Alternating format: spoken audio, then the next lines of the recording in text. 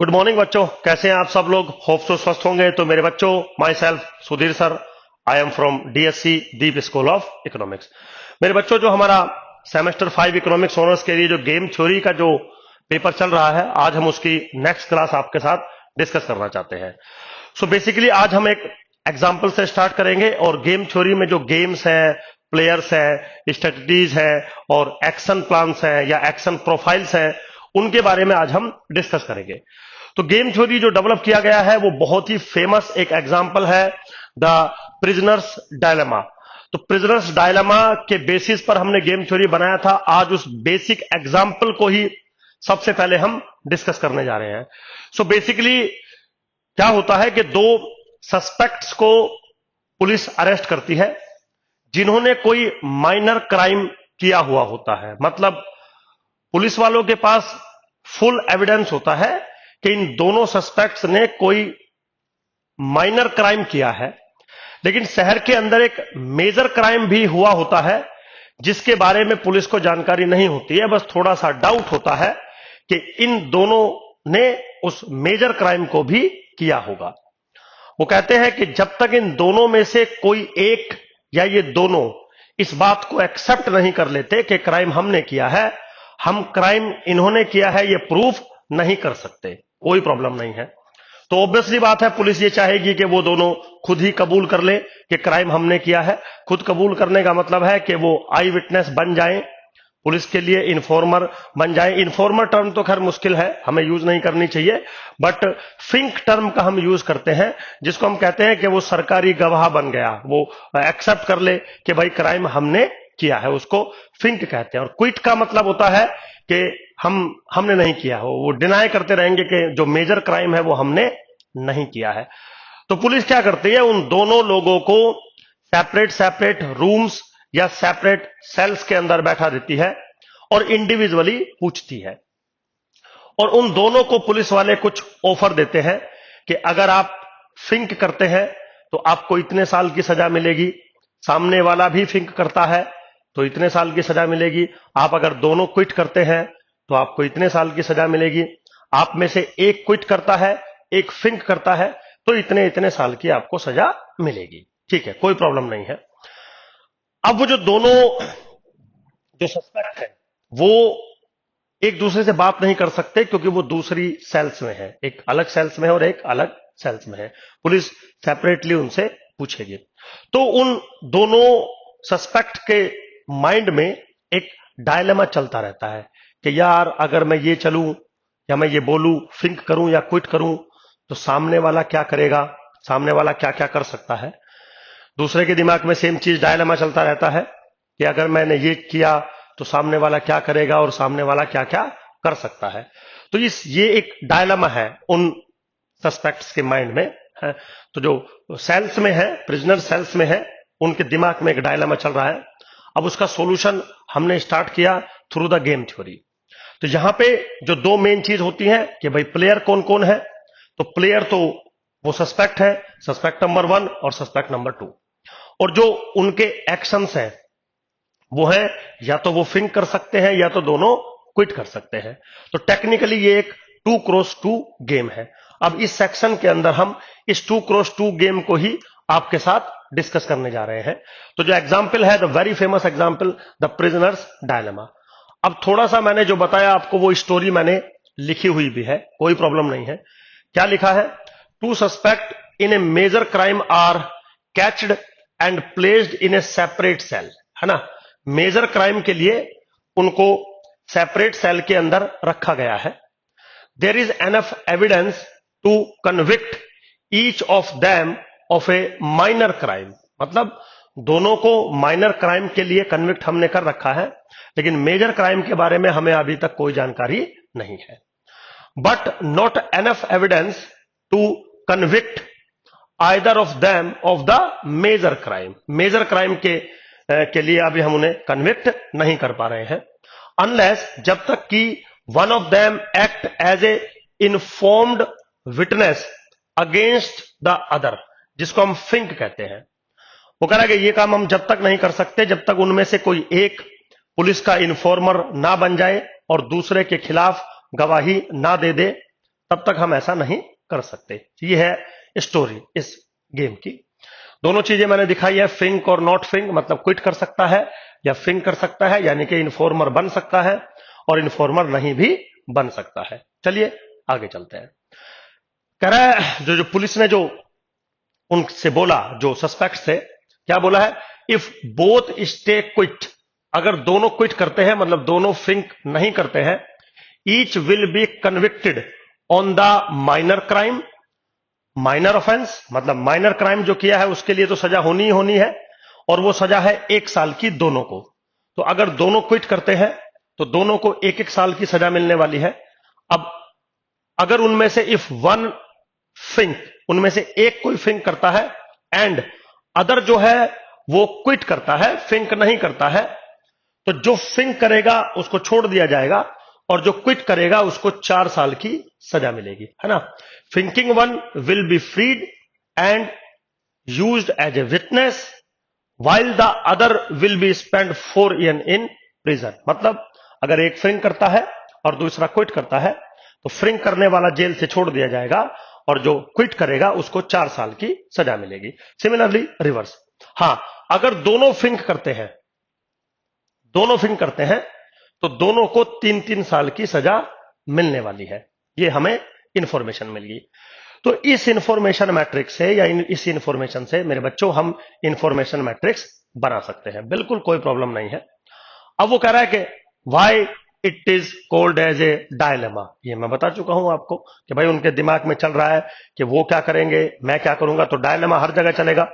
अगर 2 political parties हैं और वो इलेक्शन लड़ रही हैं और एक पॉलिटिकल पार्टीज के पास कुछ स्ट्रेटेजी है, दूसरी पॉलिटिकल पार्टी के पास कुछ स्ट्रेटेजी है, और एक दूसरे की पार्टी की जो स्ट्रेटेजी क्या चलेंगे वो नहीं पता है, तो ऑब्वियसली बात है डायलेमा हमारे दिमाग में रहेगा। तो प्लेयर्स कौन कौन है यहाँ पे प्लेयर 1 यानी कि सस्पेक्ट 1 है पहला प्लेयर, और सस्पेक्ट 2 है दूसरा प्लेयर। एक्शंस क्या क्या आप कर सकते हैं, आप क्विट कर सकते हैं और आप फिंक कर सकते हैं, कोई प्रॉब्लम नहीं है बिल्कुल भी, सारी चीजें हमने लिखी हुई है। क्विट को हम क्यू लिख रहे हैं, फिंक को हम एफ लिख रहे हैं। क्या इंपॉर्टेंट पॉइंट है, The actions of both player are independent to each other। क्यों, मतलब आप क्विट या फिंक कर सकते हैं, करेंगे इसकी गारंटी नहीं है, समझ गए। क्विट या फिंक आप कर सकते हैं, करेंगे इसकी गारंटी नहीं है। तो जब आप क्विट एक्शन ले सकते हैं या लेंगे, फिंक एक्शन ले सकते हैं या लेंगे, तो आपको दूसरे के बारे में कोई जानकारी नहीं होगी कि उसने क्या लिया है या वो क्या लेगा। बस आपको इतना पता है कि वो भी क्विट या फिंक कर सकता है, आप भी क्विट या फिंक कर सकते हैं, इतना पता है, तो ऑल आर इंडिपेंडेंट। ठीक है बेटा, बिल्कुल सिंपल। अब इसको अगर हम और थोड़ा सा एनालाइज करें तो सबसे पहले आता है पे ऑफ मैट्रिक्स। पे ऑफ मैट्रिक्स मतलब जो कितने साल आपको जेल में काटने पड़ेंगे उस हिसाब से जो पुलिस ने इंफॉर्मेशन उनको दी है, अब वो एनालाइज करेंगे। अब वो कैसे एनालाइज करेंगे, the pay off in year of prison for the 2 suspects are given in the matrix below and this matrix is called payoff matrix। कैसे बनाया है, जो सस्पेक्ट 1 है मेरे बच्चों वो या तो क्विट चलेगा या तो फिंक चलेगा, सस्पेक्ट 2 या तो क्विट चलेगा या तो फिंक चलेगा। अगर दोनों क्विट चलते हैं तो 1-1 साल की सजा है, अगर ये क्विट चलेगा और ये फिंक चलेगा तो पहले वाले को 4 साल की सजा, दूसरे वाले को फ्री कर दिया जाएगा। सिमिलरली अगर पहले वाला फिंक चलता है और दूसरे वाला क्विट चलता है तो पहले वाला छूट जाएगा 0 ईयर की सजा और दूसरे वाले को 4 साल की सजा। अगर पहले वाला भी फिंक करता है दूसरे वाला भी फिंक करता है तो दोनों को 3-3 साल की सजा होने वाली है। वो चीज हमने यहां पे लिख दी, वो चीज हमने यहां पे लिख दी, बिल्कुल सब कुछ लिखा हुआ है। अब इसको हम एनालाइज करेंगे। एनालाइज करने का मतलब है कि आपको क्या ये आप डिसीजन ले सकते हो कि ये जो दोनों लोग हैं इनका एक टाइम पर डायलेमा फिनिश हो जाएगा, ये एक डिसीजन पे पहुंच जाएंगे कि भाई हम तो फिंक ही करेंगे, भाई मैं तो फिंक ही करूंगा, या मैं तो फिंक करूंगा, भाई मैं तो क्विट ही करूंगा। क्या ऐसा कोई डिसीजन आप ले सकते हैं, उसको हम कहते हैं एनालाइजेशन ऑफ द गेम। तो एनालाइजेशन अगर हम करना स्टार्ट करें तो सबसे पहला अगर हम केस लेके चलें, कौन सा केस लेके चलें, सस्पेक्ट 2 जो है स्टे क्विट। अगर सस्पेक्ट 2 क्विट करता है, इफ सस्पेक्ट 1 स्टे क्विट तो 1 साल की सजा मिलेगी, इफ सस्पेक्ट 1 फिंक तो 0 ईयर्स की सजा मिलेगी। मतलब अगर आपका पहला केस है जिसमें आप कह रहे हैं कि सस्पेक्ट 2 क्विट चलेगा, तो अगर सस्पेक्ट 2 क्विट चलेगा तो आप यहां पे चलेंगे, तो सस्पेक्ट 1 जो है वो देखेगा कि भाई पहला केस है सस्पेक्ट 2 क्विट चल सकता है, चलो क्विट चल दिया। सस्पेक्ट 1 देखेगा, अगर वो भी क्विट चलेगा तो 1 साल की सजा मिलेगी, और अगर वो फिंक चलेगा तो 0 साल की सजा मिलेगी। इसका मतलब इस केस में जो सस्पेक्ट 1 है वो फिंक चलना पसंद करेगा क्योंकि उसको कम सजा मिल रही है। सिमिलरली अगर सस्पेक्ट 2 फिंक चलता, ठीक, तो आप यहां पे आते और सस्पेक्ट 1 क्विट चलता तो इसको 4 साल की सजा मिलती सस्पेक्ट 1 को, और अगर वो फिंक चलेगा तो 3 साल की सजा मिलेगी। अभी भी 3 साल की सजा बेटर है देन द 4 ईयर। तो इसका मतलब ये अभी भी फिंक चलेगा। तो यहां से क्या डिसीजन मिला, अगर सस्पेक्ट 2 क्विट चलता है तो भी सस्पेक्ट 1 फिंक चलेगा, सस्पेक्ट 2 अगर फिंक चलता है तो भी सस्पेक्ट 1 फिंक ही चलेगा। इसका मतलब एनी हाउ सस्पेक्ट 1 फिंक चलना पसंद करेगा। सिमिलरली अगर सस्पेक्ट 1 क्विट चले, सपोज सस्पेक्ट 1 अगर क्विट चले तो सस्पेक्ट 2 फिंक चलेगा। क्यों, अगर क्विट चलेगा तो 1 साल की सजा मिलेगी और फिंक चलेगा तो 0 साल की सजा मिलेगी, तो 0 पे चलेगा। अगर सस्पेक्ट 1 फिंक चलता है तो सस्पेक्ट 2 तो भी फिंक ही चलेगा। क्यों, क्योंकि अगर सस्पेक्ट 2 फिर भी क्विट चलता है तो 4 साल की सजा मिलेगी, फिंक चलता है तो 3 साल की सजा मिलेगी। तो ऑब्वियसली 3 छोटा होता है 4 से, तो इसका मतलब यह भी फिंक चलेगा। तो क्या इस गेम का यह सॉल्यूशन हो सकता है कि दोनों फिंक फिंक चलेंगे और 3-3 साल की सजा उन्हें मिलेगी? अगर वो आपस में बात कर पाते, मांडोली कर पाते, तो वो क्विट क्विट चलते हैं, 1-1 साल की सजा मिल जाती। लेकिन प्रॉब्लम ये है ना कि वो एक दूसरे से बात नहीं कर सकते, है ना। जो गेम है वो कुछ इस टाइप का हमने बनाया कि आपस में वो स्ट्रेटेजी कंबाइंड नहीं बना सकते या वो बात नहीं कर सकते, वो डायलेमा में ही रहेंगे। तो जब डायलेमा में ही रहेंगे तो फिर जो सॉल्यूशन आएगा वो फिंक फिंक आने वाला है, क्योंकि दोनों अपनी तरफ से अपने एनालिसिस को करेंगे।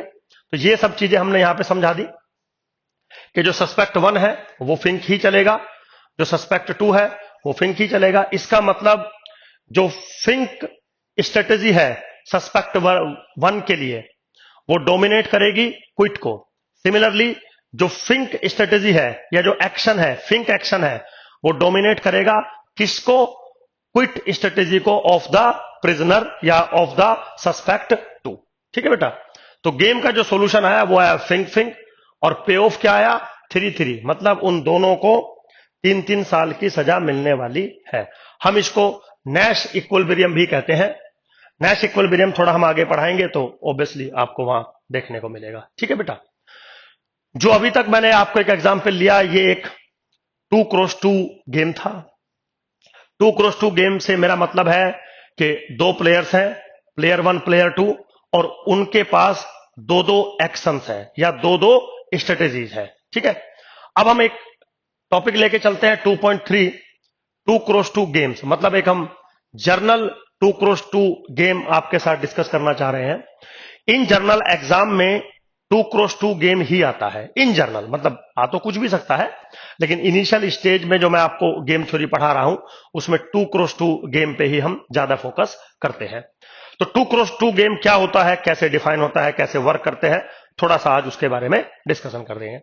तो सबसे पहला जैसे मैंने बताया, इन ए 2x2 game each player has 2 possible actions, hence there are 4 possible action profiles. Such game are called 2x2 games. कहना चाह रहा है कि हमारे पास सिर्फ 2 प्लेयर होंगे और हर एक प्लेयर के पास 2 एक्शंस होंगे। तो टोटल पॉसिबल कॉम्बिनेशन कितने बनेंगे, 4 टोटल पॉसिबल कॉम्बिनेशन बनेंगे। जैसे अभी बन रहे थे Fink Fink, Fink quit, quit Fink और क्विट क्विट। तो 4 ऑप्शन बनेंगे। ये गेम का डेफिनेशन है।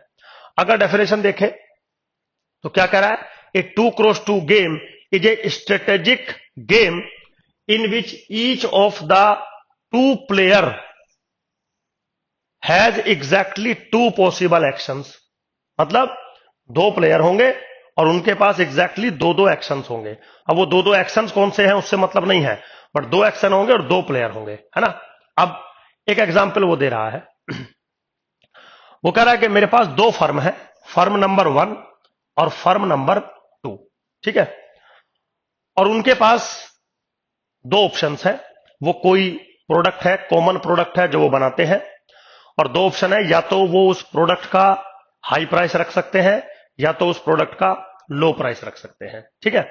ऐसा भी हो सकता है दोनों हाई प्राइस रखें, ऐसा भी हो सकता है दोनों लो प्राइस रखें, ऐसा भी हो सकता है एक हाई प्राइस रखे और एक लो प्राइस रखे, एक लो प्राइस रखे और एक हाई प्राइस रखे, बिल्कुल ऐसा पॉसिबल है। तो अब हाई प्राइस रखने पे क्या होगा, लो प्राइस रखने पे क्या होगा, हाई लो पे, लो हाई पे क्या होगा, वो हम थोड़ा सा पे ऑफ मैट्रिक्स आपके साथ डिस्कस करेंगे। तो हाई प्राइस रख सकती है फर्म 1, लो प्राइस रख सकती है, हाई प्राइस रख सकती है फर्म 2, और लो प्राइस भी रख सकते हैं। वो कह रहा है कि जो पे ऑफ मैट्रिक्स है, pay off in rupees lakhs are given by, चलिए फर्म 1 अगर हाई प्राइस रखती है और फर्म 2 भी हाई प्राइस रखती है तो दोनों को 4 लाख का प्रॉफिट है। अगर फर्म 1 हाई प्राइस रखती है और फर्म 2 लो प्राइस रखती है तो फर्म 1 को 2 लाख का प्रॉफिट है और फर्म 2 को 6 लाख का प्रॉफिट है। सिमिलरली अगर फर्म 1 लो प्राइस रखती है और फर्म 2 हाई प्राइस रखती है तो फर्म 1 को 6 लाख का प्रॉफिट है और फर्म 2 को 2 लाख का प्रॉफिट है। सिमिलरली अगर फर्म 1 लो प्राइस रखती है और फर्म 2 भी लो प्राइस रखती है तो दोनों को 3 लाख का प्रॉफिट है। जो पहले वाला कोऑर्डिनेट है वो फर्म 1 का प्रॉफिट है, जो दूसरे वाला कोऑर्डिनेट है वो फर्म 2 का प्रॉफिट है, वो यहां पे मैंने लिख दिया, बिल्कुल सिंपल, ठीक है। अब फिर से वही हम इसको एनालाइज करेंगे, सब कुछ एनालाइज करके लिख दिया।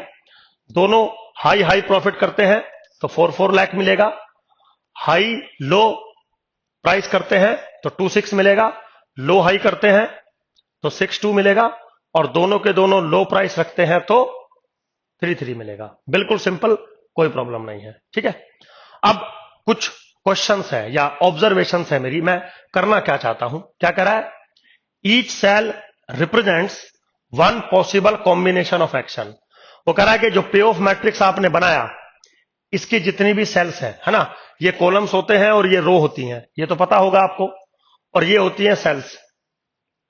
जो भी सेल्स है वो क्या कर रही है, each cells represent one possible combination of action, मतलब एक पॉसिबल कॉम्बिनेशन ऑफ एक्शन या एक एक्शन प्लान को रिप्रेजेंट करती है, बिल्कुल करती है, पहले भी पढ़ा चुके हैं।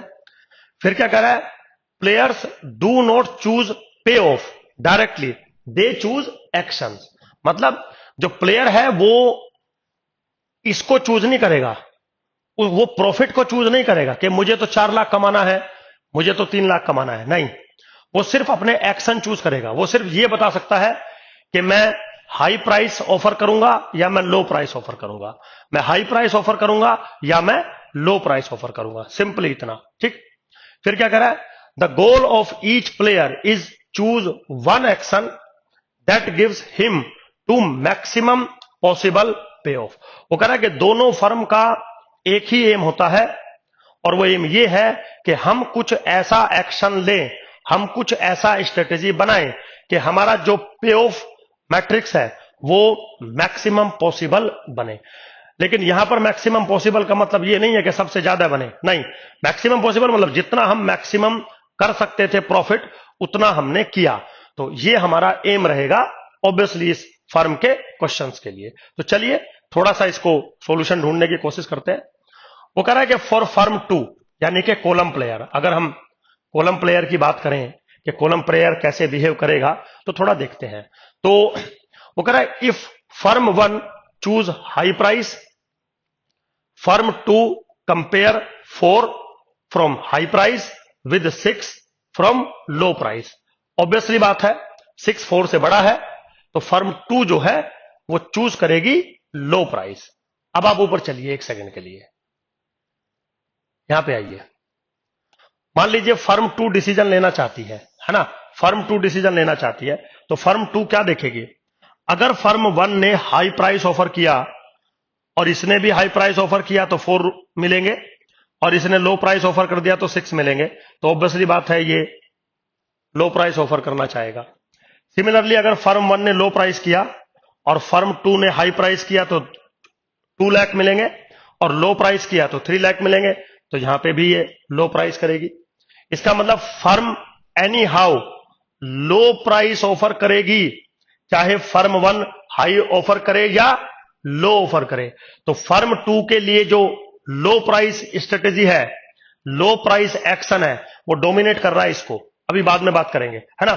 सिमिलरली फर्म 1 भी लो प्राइस ही ऑफर करेगी, चाहे फर्म 2 हाई प्राइस ऑफर करना चाहे या लो प्राइस ऑफर करना चाहे। क्यों? क्योंकि आप देख लीजिए, अगर फर्म 2 हाई प्राइस ऑफर करती है और ये भी हाई प्राइस ऑफर करती है तो इसको 4 लाख मिलेंगे, लेकिन अगर लो प्राइस ऑफर कर देगी तो 6 लाख मिलेंगे ना। तो ये लो प्राइस ऑफर करना चाहेगी, यहां आ जाओ। अगर ये लो प्राइस करती है और ये हाई प्राइस करती है तो 2 लाख मिलेंगे, ये लो करती है और ये हाई करती है तो 3 लाख मिलेंगे। तो ऑब्वियसली बात है ये भी लो करेगी ना, समझ गए। तो यही चीज हमने यहां पे एग्जांपल में बिल्कुल सिंपल तरीके से आपको समझाई है कि फर्म 1 अगर हाई प्राइस करती है तो भी ये लो चूज करेगी, फर्म 1 अगर लो प्राइस चूज करती है तो भी ये लो ही चूज करेगी। इसका मतलब जो मेरा कॉलम प्लेयर है वो लो प्राइस चूज करना चाहेगा। सिमिलरली जो मेरा रो प्लेयर है वो भी लो प्राइस ही चूज करना चाहेगा। तो दोनों के दोनों अगर लो प्राइस ही चूज करना चाहेंगे तो low low is your outcome of the game. And जो आउटकम का जो पे ऑफ है, दिस इज जो आउटकम का जो पे ऑफ है वो न्यूमेरिकल वैल्यूज में आपको यहां मिलेगा, ये रहा 3 लाख 3 लाख, दैट्स इट। तो इसका मतलब अगर दो फर्म कुछ इस तरीके से बिहेव कर रही हैं तो मेरे पास बहुत कुछ मिल सकता है ना। अब और बहुत सारी बातें हमने करी कि भाई आप लो प्राइस ही क्यों करना चाहते हो, है ना। और भी तो बहुत सारी पॉसिबिलिटी थी आपके पास। क्या क्या पॉसिबिलिटी थी? अगर दोनों हाई हाई चलते तो पहले वाले को 4 मिलता, दूसरे वाले को 4 मिलता। तो क्या ये ऐसा करना चाहेंगे? नहीं, क्योंकि पहले वाले को भी 6 तक जाने का मौका है, दूसरे वाले को भी 6 तक जाने का मौका है। मौका है ना, जाएगा या नहीं उससे मतलब नहीं है, लेकिन मौका है ना, तो हम इस चीज को डिनाई कर देंगे। सिर्फ यही एक बेस्ट पॉसिबिलिटी है, क्योंकि हमेशा गेम थ्योरी में सिर्फ अपने प्रॉफिट या अपने एक्शंस पे डिपेंडेंसी नहीं होती, अपने एक्शन के साथ साथ दूसरे वाला क्या एक्शन लेगा वो भी डिपेंडेंसी होती है। इसी का नाम तो गेम थ्योरी है, इसी का नाम तो डायलेमा है, समझ रहे हो। तो बिल्कुल सिंपल था। तो इसका जो नैश इक्विलिब्रियम आया मेरा वो LL मेरा स्ट्रेटेजी आया और पे ऑफ जो आया मेरा 3 and this is called the Nash equilibrium. बिल्कुल सिंपल मेरे बच्चों, ठीक है। अब एक छोटी सी बात हम करने जा रहे हैं जिसका नाम है डोमिनेट स्ट्रेटेजीज। बिल्कुल सिंपल। देखिए जैसे मैंने अभी आपको पिछले एग्जाम्पल कुछ पढ़ाए, इनमें मैंने बोला कि फर्म 1 ये डिसाइड कर रही है कि भाई हम तो लो प्राइस ही ऑफर करेंगे, आप चाहे लो प्राइस ऑफर करो चाहे आप हाई प्राइस ऑफर करो। सिमिलरली फर्म 2 भी ऐसा करना चाह रही है। तो जब फर्म 1 ने ये देखा कि आप यानी कि फर्म 2 लो प्राइस ऑफर कर रही है तो भी मुझे लो प्राइस ऑफर करने में बेनिफिट है, या अगर फर्म 2 हाई प्राइस ऑफर कर रही है तो भी मुझे लो प्राइस ऑफर करने में ही बेनिफिट है, तो फर्म 1 हमेशा लो प्राइस ही ऑफर करेगा, हाई प्राइस स्ट्रेटेजी वो कभी ऑफर करेगा ही नहीं। तो आप क्या कह सकते हैं, सुधीर सर फिर तो फर्म 1 के अंदर से आप हाई प्राइस स्ट्रेटेजी हटा ही दीजिए। इसका मतलब है कि जो लो प्राइस स्ट्रेटेजी है उसने हाई प्राइस स्ट्रेटेजी को डोमिनेट कर दिया। तो कई बार ऐसा हो जाता है कि कोई स्ट्रेटेजी किसी स्ट्रेटेजी से डोमिनेट हो जाती है और कई बार नहीं होता। तो उसी टॉपिक को अब हम पढ़ा रहे हैं, क्योंकि जब हम आगे आपको गेम थ्योरी पढ़ाएंगे तो उसमें बहुत सारे टाइप के गेम्स चलेंगे। अब उन गेम्स में अगर कुछ ऐसी स्ट्रेटेजीज हैं जो क्लियरली हटाई जा सकती हैं, डोमिनेट की जा सकती हैं, तो उनको हम कभी स्टडी नहीं करेंगे। तो आज थोड़ा टॉपिक बनता है कि समझा दें कि डोमिनेट स्ट्रेटेजी क्या होती है। तो क्या करा है कि डोमिनेट स्ट्रेटेजी क्या होती है? A strategy is said to be dominant if it gives a player a payoff that is greater than और इक्वल टू, यहां पे देखिएगा, ग्रेटर देन और इक्वल टू द पे of from any other strategy. तो dominant strategy मतलब strong strategy. वो कह रहा है कि उस स्ट्रेटेजी को हम डोमिनेंट कहते हैं जिसमें किसी भी प्लेयर का पे ऑफ कम ना हो, या तो बढ़ जाए और या तो कम से कम उतना ही रहे, है ना। या तो इक्वल रहे किसी अनदर स्ट्रेटेजी के कोरस्पॉन्डिंग, या फिर ग्रेटर देन हो जाए, बस कम ना हो। Now this strategy is called dominant strategy. Obviously बात है, अगर मान लीजिए मुझे दो स्ट्रेटेजी से कहीं पे पे ऑफ सेम मिल रहा है और दूसरी जगह पे इस पे ज्यादा मिल रहा है, इस पे कम मिल रहा है, तो ऑब्वियसली बात है मैं इसको नहीं लूंगा, क्योंकि एक जगह सेम मिल रहा था, एक जगह ज्यादा मिल रहा था। तो जिस वाली पे एक जगह ज्यादा मिल रहा है मैं उसको डोमिनेंट मानूंगा, मतलब मैं बोलूंगा कि यार ये स्ट्रॉन्गर है मेरे पास। तो उसी चीज को हमने एक एग्जाम्पल के थ्रू समझाया। क्या करा, consider the following 2 cross 2 game जिसका पे ऑफ टू फर्म 1 ऐसे है। अब गौर से अगर देखें, पे ऑफ जो मैट्रिक्स आपको दिखाया जाता है वो दो तरीके से दिखाया जाता है। एक तो वो ऊपर जो मैंने अभी बताया था उसमें कैसे था, 4,4, 2,3, 3,2, 1,1 ऐसे वाला। उसमें तो जो पहले वाला एलिमेंट होता है वो फर्म 1 या प्लेयर 1 के लिए होता है, जो दूसरे वाला होता है वो प्लेयर 2 के लिए होता है। कई बार जो पे ऑफ मैट्रिक्स होते हैं उसमें सिंगल डिजिट भी लगी होती है, समझ रहे हो। तो जब ये सिंगल डिजिट लगी होती है तो इसका मतलब होता है कि ये जो पे ऑफ है वो फर्म 1 के है, फर्म 2 के नहीं है, समझ गए। ये फर्म 1 के है। कई बार वो ये भी कह सकता है कि नहीं नहीं ये तो फर्म 2 के ही है, तो चलो मैं इनको फर्म 2 के मान लूंगा या प्लेयर 2 के मान लूंगा। लेकिन अगर कुछ भी नहीं कहा गया है तो ये प्लेयर 1 के माने जाते हैं। मैंने लिखा भी है, दीज आर द पे off to firm 1, pay off to firm 2 are not shown, मतलब फर्म 2 के यहां पे शो हमने नहीं किए हैं, ये माना जाता है।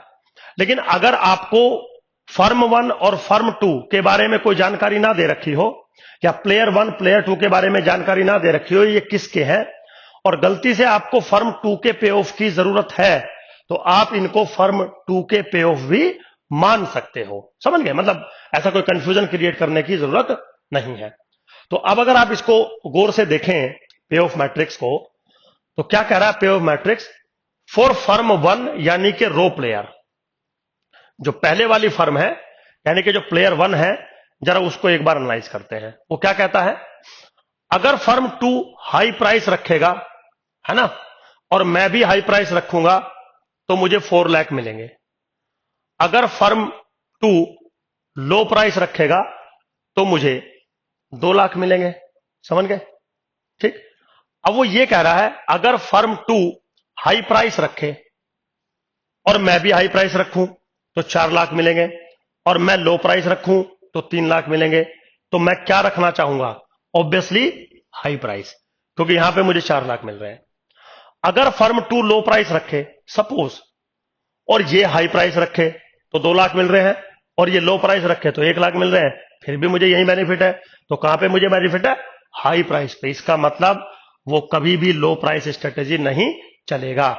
तो फर्म 1 के लिए high price strategy is dominant strategy, firm 1 के लिए high price strategy is dominant strategy. Similarly अगर मैं इन पे ऑफ मैट्रिक्स को फर्म 2 के लिए भी मान लूं तो फर्म 2 के लिए भी high price strategy is dominant strategy. तो क्या कहता है, डोमिनेंट स्ट्रेटेजी में कहता है कि वो स्ट्रेटेजी है जो इक्वल हो सकती है कहीं पे, या कहीं पे उसको ज्यादा होना पड़ेगा, कम नहीं हो सकती। बिल्कुल सिंपल था। उसी चीज को मेरे बच्चों हमने यहां पे समझा दिया। तो कंक्लूजन दे दिया, H is dominant strategy for both the player, है ना। तो पहले एक प्लेयर के लिए डोमिनेंट स्ट्रेटेजी बताया, फिर दूसरे के लिए बताया, और देखा कि यार ये तो दोनों एक ही आ गई, और जहां एक आ गई वही हमारा नैश इक्विलिब्रियम बन जाता है, और उसके कोरस्पॉन्डिंग जो पे ऑफ मैट्रिक्स है वो सॉल्यूशन ऑफ द गेम हो जाता है, ठीक। अब आती है strictly dominant strategy. Strictly dominant, देखिए डोमिनेंट स्ट्रेटेजी में हमने बोला था कि कहीं पे ऑफ ज्यादा हो और कहीं पे ऑफ इक्वल हो। तो ये जो और टर्म का इस्तेमाल किया गया है, इसमें ऐसा भी हो जाता है कि सुधीर सर अगर 2 स्ट्रेटेजी हैं आपकी और दोनों से पे ऑफ हर जगह सेम मिल रहा है, सेम, किसी पे भी ज्यादा नहीं मिल रहा है, तो क्या हम उसको डोमिनेंट स्ट्रेटेजी बोल सकते हैं? आंसर है यस, क्योंकि और का मतलब है या तो ये ट्रू या तो ये ट्रू या तो दोनों ट्रू। ऐसा नहीं है कि और लिखा है तो ये दोनों ट्रू होने चाहिए, नहीं, या तो ये या तो ये या तो दोनों। लेकिन अगर हम स्ट्रिक्ट डोमिनेंट स्ट्रेटेजी की बात करें, स्ट्रिक्ट, तो स्ट्रिक्ट का मतलब है कि कहीं पर भी कम तो होना ही नहीं चाहिए पे ऑफ, कहीं पे बराबर हो सकता है, लेकिन कम से कम एक पॉइंट पर ज्यादा पे ऑफ होना ही चाहिए। स्ट्रिक्टली बड़ा वैल्यू पे ऑफ का होना ही चाहिए, तभी वो स्ट्रिक्ट डोमिनेंट स्ट्रेटेजी मानी जाती है। जैसे फॉर एग्जांपल, अब यहां पे आइए, सेम चीज बिल्कुल पिछला एग्जांपल भी ले सकते हो। फर्म 1 क्या करेगा, अगर फर्म 2 हाई चलता है तो फर्म 1 भी हाई चलेगा, अगर फर्म 2 लो चलता है तो भी फर्म 1 हाई चलेगा। अब देखो, यहां पे 5 मिल रहा है, यहां पे 2 मिल रहा है, तो 5 वाला ज्यादा है ना, यहां पे 3 मिल रहा है, यहां पे 1 मिल रहा है, 3 वाला ज्यादा है ना। तो this H is dominant strategy as well as strictly dominant strategy. समझ गए, स्ट्रिक्टली डोमिनेंट स्ट्रेटेजी। तो स्ट्रिक्टली डोमिनेंट में क्या होता है कि आप जो भी सिनेरियो बनाएंगे उसमें कहीं पे इक्वल हो सकता है और कहीं पे ग्रेटर हो सकता है।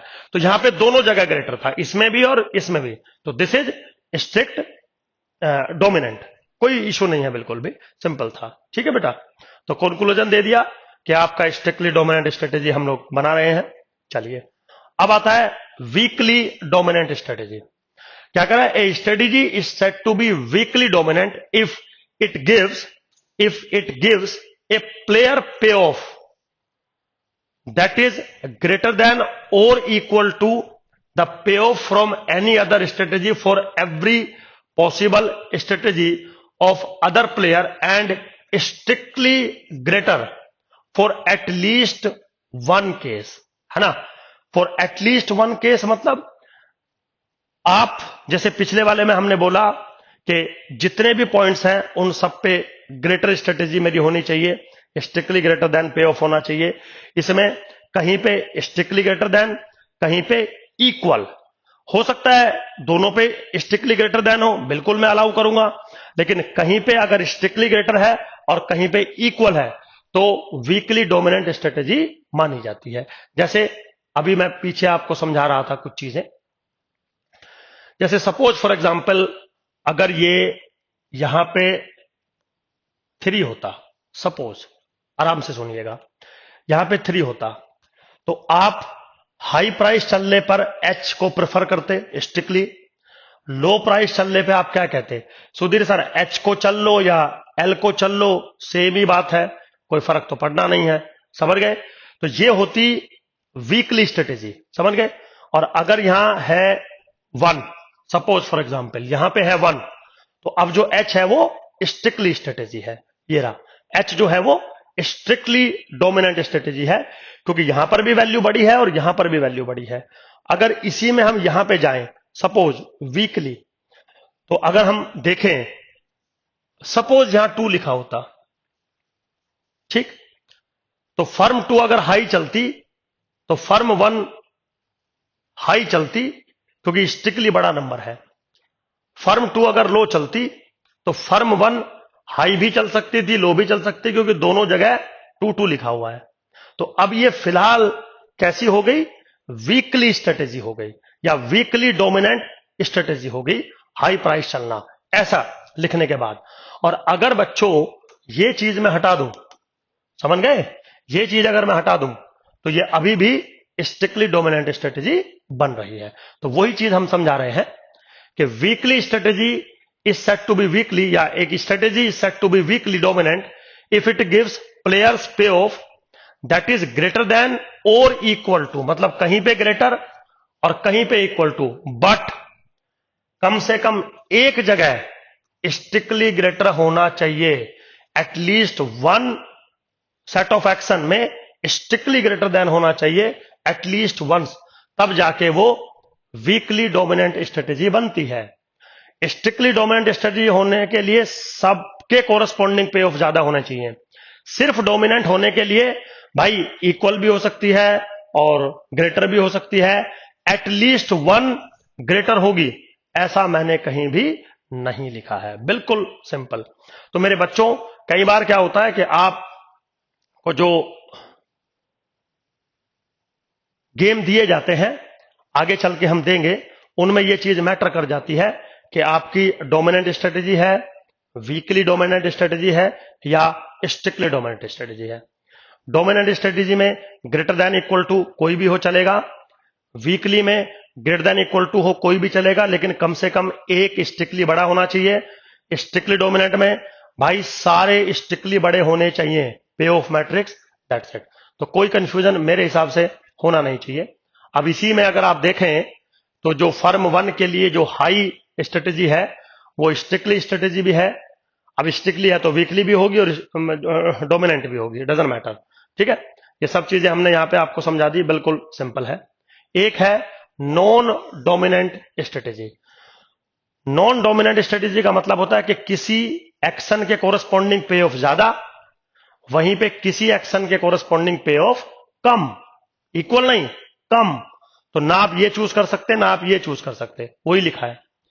A strategy is non dominated if there is no other strategy that is dominate it.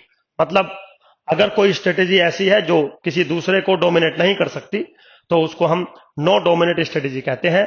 या फिर दूसरी नॉर्मल लैंग्वेज में समझ लीजिए, एक स्ट्रेटेजी मान लीजिए ऐसी है जो दूसरी स्ट्रेटेजी को कोरस्पॉन्डिंग कहीं पे ऑफ ज्यादा रखती है और कहीं पे ऑफ कम रखती है ना। It simply means that the strategy is not worse than other strategy in all possible case and better in at least once case. मतलब कहीं पे बेटर है और कहीं पे वर्स्ट है, तो नॉन डोमिनेट स्ट्रेटेजी। जैसे इसमें आइए, अगर फर्म 2 हाई चलती है तो फर्म 1 हाई चलना पसंद करेगी, ठीक है। अगर फर्म लो चलती है तो फर्म 1 लो चलना पसंद करेगी, है ना। तो ना तो H डोमिनेट कर रहा है L को, ना तो L डोमिनेट कर रहा है H को। इसका मतलब H और L दोनों नॉन डोमिनेटिंग स्ट्रेटेजी है। सिंपली बिल्कुल वही लिखा है, H और L नहीं है तो कितना प्राइस मिला है कितना नहीं मिला है, तो दोनों की दोनों मेरे पास नॉन डोमिनेटिंग स्ट्रेटेजीज हैं। हम नहीं बता सकते कि जो फर्म 1 है या प्लेयर 1 है वो हाई प्राइस चलना चाहेगा या वो लो प्राइस चलना चाहेगा। बिल्कुल सिंपल है मेरे बच्चों। तो यहां तक मैंने आपको कुछ चीजें पढ़ाई स्ट्रेटेजीज के बारे में। अब जो नेक्स्ट क्लास है उसमें हम नैश इक्विलिब्रियम, जो टर्म हमने अभी यूज भी किया था, Nash equilibrium is nothing but the solution of the game, वो डिस्कस करेंगे मेरे बच्चों। होप सो आपको चीजें समझ में आ रही होंगी। Thank you very much, bye.